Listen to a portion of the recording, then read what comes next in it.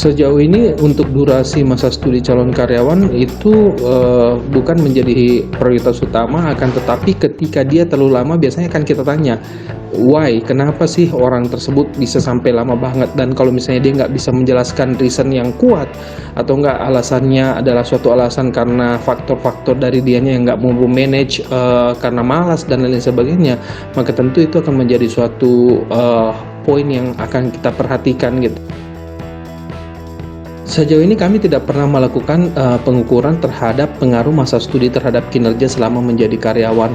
Akan tetapi, secara kasat mata sebenarnya, ketika orang tersebut, lama dalam masa studi karena faktor-faktor malas atau enggak faktor dia cuek, itu biasanya akan berpengaruh juga ke kinerjanya.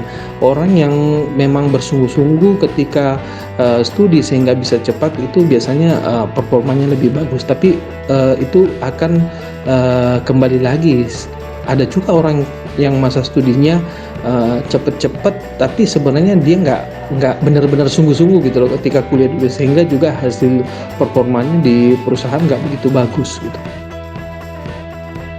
Ada, jadi terutama dalam hal soft skill-nya ya, orang yang betul-betul berorganisasi dengan punya pengalaman dan betul-betul terlibat secara aktif akan menunjukkan kemampuan yang berbeda dengan orang yang sama sekali tidak pernah terlibat dalam organisasi tersebut.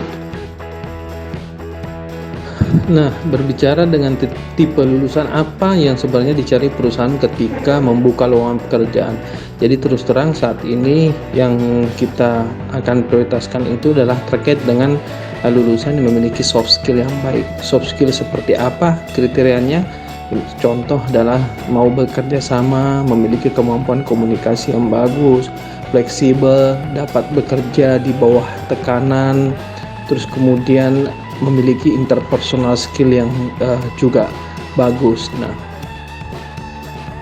penting, akan tetapi tergantung sejauh mana dia ketika berorganisasi itu benar-benar menunjukkan manfaat. Contoh gini, ada orang yang sebenarnya banyak sekali ikut organisasi, akan tetapi ketika kita tanya dalam organisasi tersebut apa yang dilakukan, mereka nggak bisa membuktikan apa-apa, atau mereka nggak bisa menunjukkan bahwa mereka terlibat secara aktif dalam organisasi tersebut.